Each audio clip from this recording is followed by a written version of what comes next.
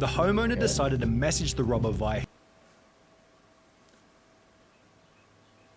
Caucasian Snoop? What's up guys, Mafia here. Today we're to react to the stupidest criminals of all time. It's by Sunny V2, make sure to check him out. In 2009, Matthew McNally and Joey Miller robbed a home in Iowa using masks drawn onto their faces with permanent black marker. Whilst on the run, I'm not gonna lie, I thought that was the worst blackface I've ever seen in my life, but I was wrong.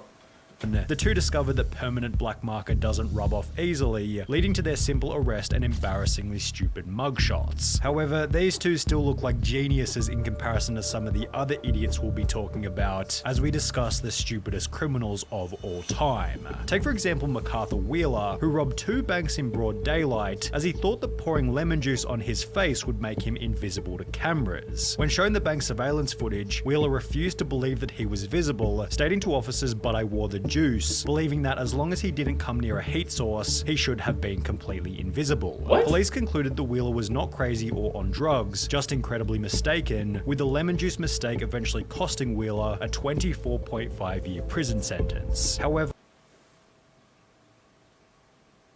A fruit though? You thought fruit gonna make you invisible, bro? It's lemon! Even if they can't see you, they can smell. Oh my god. if we're on the topic of terrible disguises, then we can't go past Dennis Hawkins, whose disguise as an old lady wasn't much better. His sweater accompanied fake boobs, a full beard, and fittingly clown pants, with this insanely recognizable outfit helping police to catch Hawkins only an hour after the robbery. The police chief for the area stated, "He would get my nomination for dumbest criminal, I think. You still have his black facial hair with a blondish wig. Definitely different." Different is also a good way to describe Patrick Maguire's disguise, who robbed an Illinois convenience store while covering his face with a clear plastic bag. He was only able to obtain $60 from the robbery. However, due to his extensive criminal history, he was sentenced to 15 years in prison for the stunt, meaning that he had to spend 1 year in prison for every $4 stolen from the store. Talk about a bad return. Equally bad was Paul Sinclair's, who attempted to rob a bank in Florida. These just get stupider and stupider. Bro, like a plastic bag, bro. A plastic bag. Oh my god. By using his fingers curled up into a gun shape. The quote-unquote weapon was so non-threatening that the bank teller gave him only $120, after which he'd flee on foot before being caught by police only 10 minutes later. Then there was James Blankenship, who thought that robbery was legal as long as you did it at a certain time of day. Back in Boy, what kind of...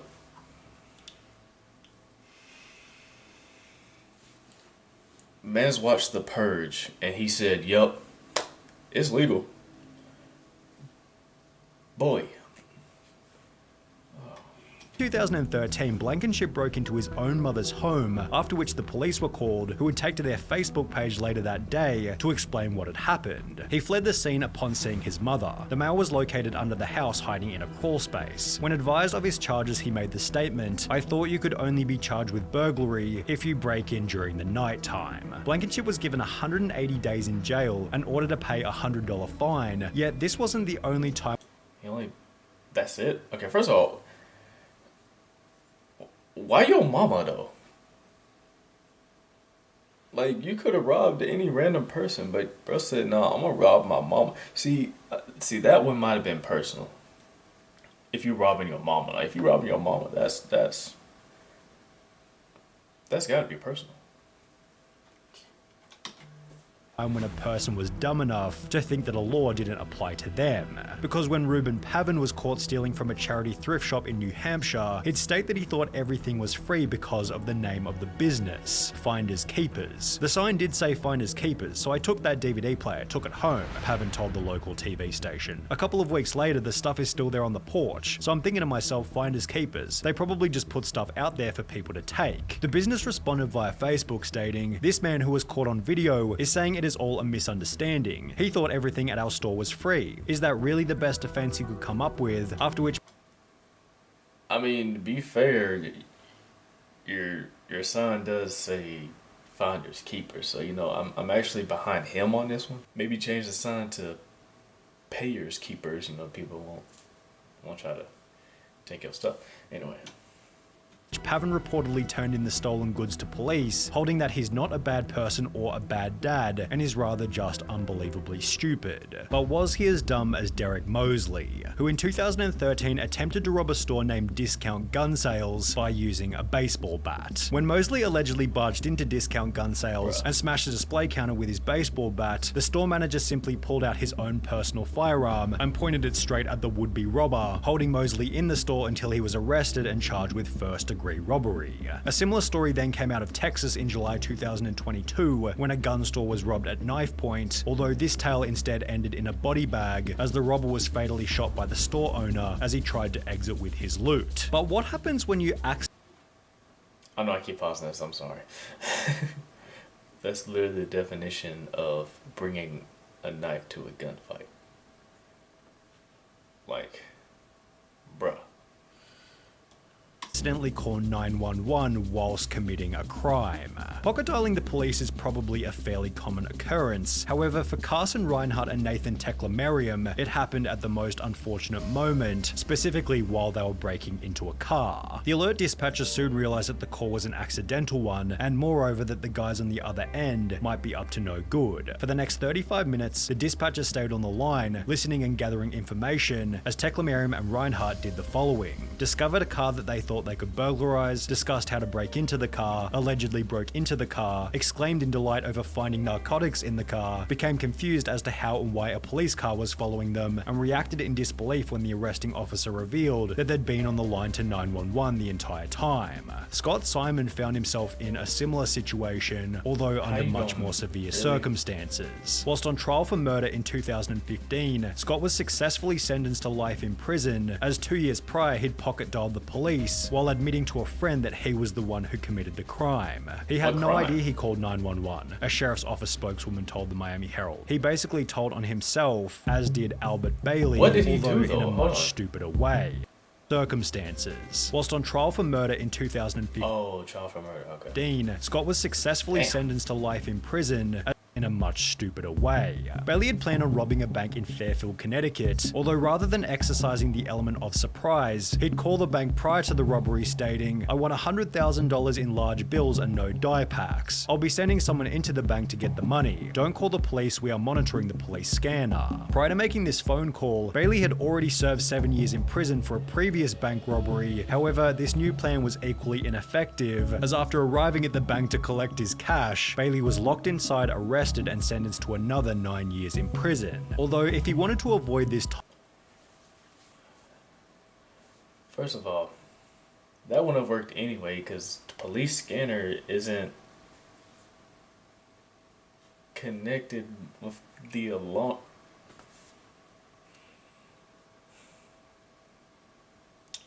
Oh my god.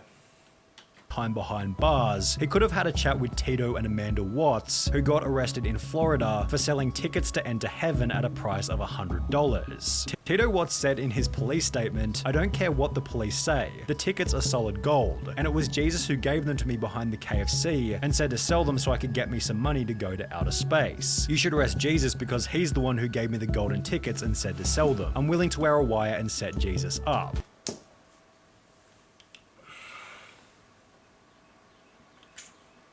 So you telling me that Jesus told you to come behind the KFC so he could give you some money in order for you to go to space?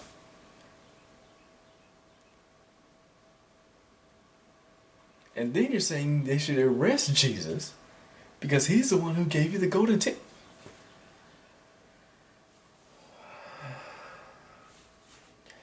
What kind of drugs you gotta be on, bro? Boy on that. Boy on all of them. Whatever. He on that marijuana. He on that cocaine. He on that crack. Whatever they on. Jeez, bro. as he's the one who gave me the golden tickets and said to sell them. I'm willing to wear a wire and set Jesus up. The couple had apparently earned over $10,000 from the stunt, meaning that they were able to find people even dumber than them, one of which might have been Ruben Zarate. While attempting to rob a muffler shop in 2008, Zarate was told that the shop couldn't access the money safe without their manager, who didn't begin his shift until later that afternoon. Instead of bailing on the robbery, Zarate instead gave them his phone number, asking them to give him a ring the next time the manager was in. They did so later that afternoon, although after returning to the store, Zarate received no money and was instead met by police and charged with aggravated robbery. Then there was the man who I will give respect. Bro didn't have time to waste. He said, okay, look, I ain't got time for your manager to be gone. So, you know, whenever your manager comes back in, let me know so I can continue robbing y'all. What the oh my gosh, bro. I'm sorry. who gave the people he was robbing something even stupider. The unnamed robber walked into a London bank carrying a gun and a bag, which he'd take to the front desk before demanding £700,000 in cash from the bank worker. But after making his demands, the crook handed over his gun to the cashier instead of the bag. Investigating authorities stated, the guess is that he is very inexperienced and panicked when he approached the cashier, handing over his gun instead of a bag by mistake. But it was Trevor Jones who left an even more damning piece of evidence at his crime scene. After breaking into a house in Atlanta, Jones took a moment to check his Facebook on the owner's computer before leaving without logging out. Less than 3 years later, a similar story entered news headlines, reading, a 26-year-old Minnesota man has been tracked down by police after leaving his Facebook profile logged in at a house he allegedly robbed, although this story has a much funnier ending. The homeowner decided to message the robber via Caucasian Snoop? No, okay, I'm sorry. Maybe not. his Facebook, stating, "You left a few things at my house last night, how can I get them back to you?" which was followed by the robber agreeing to come back to the home so he could collect the stuff he forgot. However, the robber didn't get any of his items back and was instead arrested while still wearing a watch that he'd stolen from the night before. While both of these idiots used social media poorly, at least they didn't brag about the robbery in a YouTube video, as is what happened in the bizarre case of Hannah Sabata. In 2012, at the age of 19, Sabata stole $6,000 from a bank in Nebraska, and while almost anybody else would have simply kept quiet, Hannah instead took to her YouTube channel Jelly Beanie to upload a video titled Chick Bank Robber, in which she'd straight up admit to having just committed a robbery. She'd then discuss her entire methodology for the crime while showing the money and the amount that had been stolen, before concluding the video by describing the vehicle she had used and that it had its license plates removed. This information eventually resulted in Hannah Sabata's arrest and sentencing of 10 to 20 years prison, done so in a public courtroom filled to maximum capacity with people who had seen the video. Just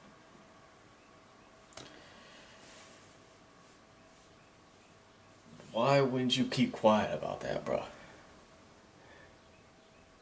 Like, you stole 6K, successful bank robbery. You could have got away with it, but no, you wanted clout. Sometimes the clout ain't worth it, guys. Sometimes the clout ain't worth it. 2 years prior to this, 21-year-old Frank Singleton was being released from Palm Beach County Jail, having just served time for a trespassing charge. The only issue was he didn't have a car to leave the jail, so he decided to steal one from the visitors' parking lot, yet the car he decided to steal was a manual, and he could only drive auto. Singleton sat in the car looking like an idiot before being arrested and sentenced to a further 6 years in prison, telling deputies that he tried to take the car because he didn't feel like walking to his home about 6 miles away. And while you may be sat here thinking that these criminals can't get any dumber, it's time to introduce 53-year-old Michael Anthony Fuller. While it's common knowledge that the US banknote doesn't go any higher than $100, Fuller had the genius I was about to say.